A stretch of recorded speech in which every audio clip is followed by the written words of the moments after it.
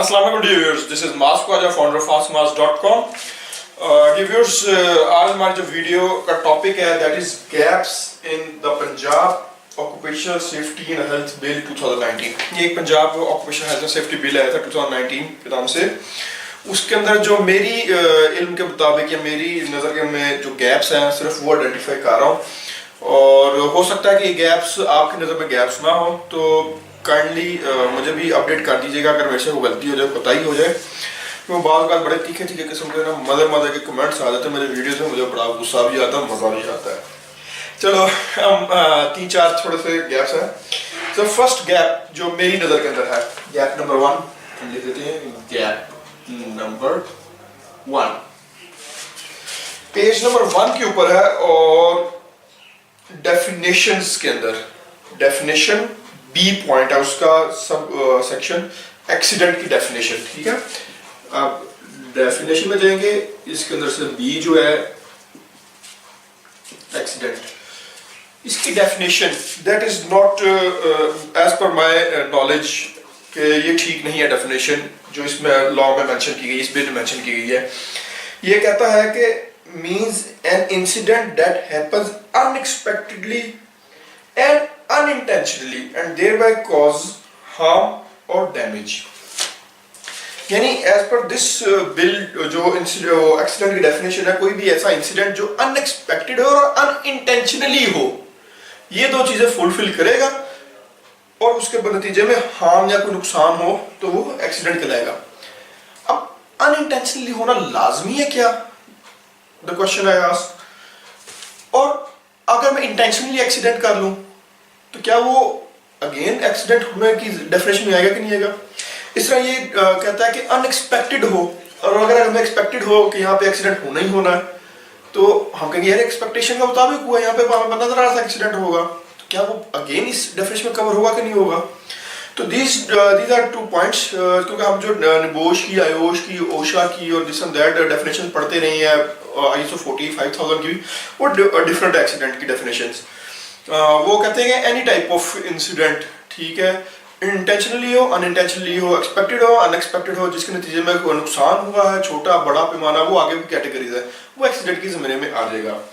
तो मेरा ख्याल में फर्स्ट गैप जो मैंने आइडेंटिफाई किया है as per my small knowledge कि ये एक्सीडेंट की डेफिनेशन ये ठीक नहीं है। ओके, अब हम जाते हैं गैप नंबर 2 के ऊपर। अच्छा जी, गैप नंबर 2, गैप नंबर 2 जो है ना, वो मेरी नजर के अंदर पेज नंबर 3 है इस लॉ का, इस बिल का, पॉइंट M, और ये आता है ड्यूटीज ऑफ एम्प्लॉयर के अंदर। गैप नंबर 2 पेज 3 है, मेंशन कर देता हूँ, पेज 3 ड्यूटीज ऑफ एम्प्लॉयर के अंदर है, अंडर ड्यूटीज ऑफ एम्प्लॉयर, और पॉइंट M है इसके अंदर।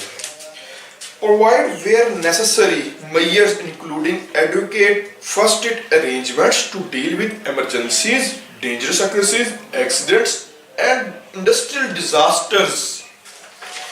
So इन्होंने कहा कि फर्स्ट एड अरेंजमेंट्स करनी है, बट फर्स्ट एड अरेंजमेंट्स जो है कहीं पे इनके डेफिनेशंस के अंदर कहीं डेफिनेशन इसकी नहीं है फर्स्ट एड की। और अगर हम इस स्टेटमेंट को उठा लें तो इसके मुताबिक ये फर्स्ट एड अरेंजमेंट बनते हैं, क्योंकि जो हम पढ़ते रहे हैं HSC की फील्ड के अंदर, फर्स्ट एड तो होता है बड़ा प्रीलिमिनरी सा, बिल्कुल इनिशियल लेवल का, बट ये कह रहा है फर्स्ट एड अरेंजमेंट्स करें इंडस्ट्रियल डिजास्टर्स तक की भी, डेंजरस अकरेंसेस, इमरजेंसीज, एक्सीडेंट्स। चलो ये तो नजर आ जाएगा ना छोटा मोटी जो है, लेकिन डिजास्टर का वर्ड आ गया तो उसके लिए फर्स्ट एड अरेंजमेंट क्या होगी उसको डिफाइन करें, इलैबोरेट करें, और फर्स्ट एड की बेसिकली डेफिनेशन भी यहाँ पे मेंशन करें कि फर्स्ट एड क्या चीज़ है और वो अरेंजमेंट्स में क्या कुछ आता है। ये मेरी नजर में गैप नंबर 2 था, इन्होंने फर्स्ट एड अरेंजमेंट्स को सही तरीके से प्रेजेंट नहीं किया और इस पे वर्किंग करने की जरूरत है। ठीक, अब इसके बाद आता है गैप नंबर 3। गैप नंबर 3 जो है ना वो सबसे डेंजरस है, और हो सकता है कि इसको सुन के आप लोग की हंसी में निकल जाए, जो खासकर जो सेफ्टी प्रोफेशनल्स में इस तरह के मासूम से है ना इंडस्ट्री के अंदर। तो गैप नंबर 3 में ये फरमाता है, ये बिल, ये पेज नंबर 6 बनता है, मैं आपको बताता जा रहा हूँ, साथ रेफरेंस कोड कर रहा हूँ ताकि आप इजीली देख सकें। कंसल्टेशन का ये सब सेक्शन 10 है, सॉरी सेक्शन 10 कंसल्टेशन का।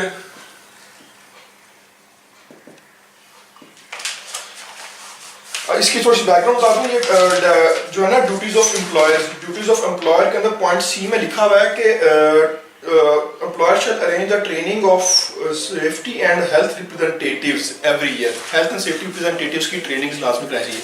अब health and safety representatives क्या होंगे, वो मैं और आप नहीं होंगे, वो ये बताता है। ये कहता है provide at every workplace, her workplace पे employer क्या करेगा, provide for the election of health and safety representatives from among the employees in an establishment with more than 5 employees, and such representatives shall represent the employees in all matters relating to the health, safety and welfare at work in the manner as may be prescribed। और बेड़ा कर गए, HSC representatives elections के through elect होंगे in workplace as per this bill।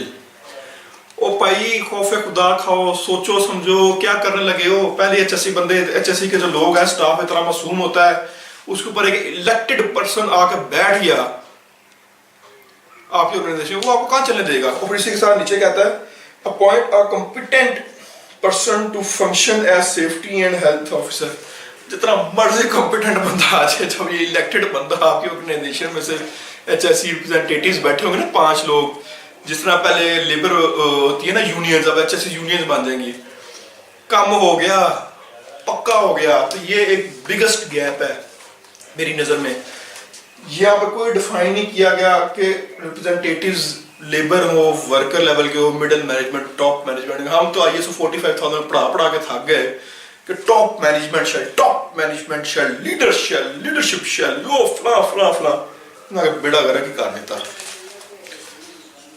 Consultation section 10 point A, ये मेरी नज़र के अंदर सबसे बड़ा गैप है इसके अंदर। और ये खुदा ना ख्वास्ता अगर इम्प्लीमेंट हो गया एज इट इज, HSC 0 पे चली जाएगी बड़ी से बड़ी कंपनीज की भी, क्योंकि they have to abide by this rule. अच्छे जो स्ट्रॉन्ग कल्चर हैं वो शायद कुछ ना कुछ इसका वे फॉरवर्ड निकाल लें, लेकिन जो स्टेट कल्चर हैं, लोकल ऑर्गेनाइजेशंस हैं, वो ऐसे बंदे इलेक्ट करा लेंगे अपनी एम्प्लॉय में, अपने ही बंदों में से जो HSC का एक्चुअल कॉम्पिटेंट पर्सन उसको नहीं चलेंगे। तो यार इसके मुतालिक हमें आज ही आवाज़ उठानी है भाइयों बहनों, मासूम से HSC ऑफिसर्स, मैनेजर्स, इसके ऊपर आज ही हमें आवाज़ उठानी है, अदरवाइज बड़ा कर गया हमारा। अच्छा जी, नेक्स्ट आ जाता है गैप नंबर 4, ये भी पेज नंबर 6 के ऊपर ही है। और गैप नंबर 4 ये सेक्शन 11 है इसका, precautions against contagious diseases, occupational and or infectious diseases at workplace। अच्छा, इसमें पॉइंट 1 है जो इसमें मेंशन करता है कि each employee shall be provided with the hygiene card। हर एम्प्लॉय को hygiene card मिले, okay, I am happy with it। During the month of January and July every year entry shall be recorded after examination। तो ये इनको bound कर दिया है जनवरी and जुलाई के अंदर। मेरे ख्याल में ये मंथ बाउंड नहीं करना चाहिए, इसको जो जाए ना ट्वाइस अ ईयर या बाई एनुअल करना चाहिए। इससे बहुत सारी ना कंडीशंस जो है, ऑर्गेनाइजेशन स्ट्रक्चर्स जो है वो डिस्टर्ब होंगे, उनका अपना जो साइकिल है वो डिस्टर्ब होगा, और उनकी अपनी प्लानिंग डिस्टर्ब होती है। तो बाज़ का तो इस 2 महीनों में वर्केबल भी नहीं होता, बट स्टिल मेरी रिक्वेस्ट होगी कि ये जो मेरी नज़र में गैप है वो ये कि इसको ट्वाइस अ ईयर कर दिया जाए, रादर देन बाउंड किया जाए जनवरी एंड जुलाई। और गैप नंबर 5 जो कि लास्ट गैप है मेरी नज़र के अंदर, कोई पेज नंबर 6 के ऊपर ही है। हाँ, ये है नोटिफिकेशन के पॉइंट ऑफ व्यू से, ये सेक्शन 13 के every employer shall maintain a register for accident and harm in prescribed manner and shall record the register prescribed to related to। और इसी तरह वो आगे कहता है रिपोर्ट भी करना है, एवरी जो है ना employee and self employed shall report every accident in prescribed manner. तो जब आप एवरी एक्सीडेंट मेंशन कर रहे हैं ना यार, it is not workable, frankly it is not workable. आप इसमें बताएं कि यार किस type of accidents shall be reported to the council, what type of accident shall be reported to the जो होगा चीफ इंस्पेक्टर। जब आप एवरी कह देंगे ना, आके हमारा रजिस्टर देखेगा फर्स्ट एड केसेस, वो उसको भी एक्सीडेंट कंसिडर कर लेगा कि भाई फर्स्ट एड हुआ, वो उंगली कटी है, भाई ठीक है, ये आपने रिपोर्ट क्यों नहीं किया। तो इतनी रिपोर्टिंग बढ़ जाएंगी, ये वर्केबल ही नहीं रहेंगी। तो काइंडली ये एवरी एक्सीडेंट का वर्ड हटा दिया जाए, इसमें से स्पेसिफाई किया जाए कि जिसमें डिसेबिलिटी हो रही है या फिर लाइफ थ्रेट हो रहा है, सीवियर किस्म का, या डैमेजेस की थ्रेशोल्ड लेवल बता दीजिए कि इससे ज़्यादा डैमेज हो रहे हैं, इससे लाखों से ज़्यादा पे लॉस हुए हैं, और इस पे इसकी किस कैटेगरी को रिपोर्ट करना है, किस कैटेगरी को नहीं करना, एमटीसी को रिपोर्ट करना है कि नहीं करना, रिस्ट्रिक्टेड वर्क केसेस को रिपोर्ट करना है कि नहीं करना काउंसिल के अंदर, या फिर वो जो हमारे चीफ इंस्पेक्टर होगा आपके डिस्ट्रिक्ट का, तहसील का, जो भी। बट एवरी का वर्ड प्लीज़ हटा दें, अदरवाइज ऑर्गेनाइजेशंस और जो लोकल अथॉरिटी उनमें कन्फ्लिक्ट राइज हो जाएगा। तो these are only 5 gaps in my opinion. तो आप अपने ओपिनियन में मुझे बताते रहिएगा कि क्या इसके अलावा भी गैप्स हैं, तो डेफिनेटली मैं उसको वीडियो बना के अपलोड करूँगा। तो नेक्स्ट वीडियो तक के लिए अल्लाह हाफिज़, बाय बाय, टेक केयर।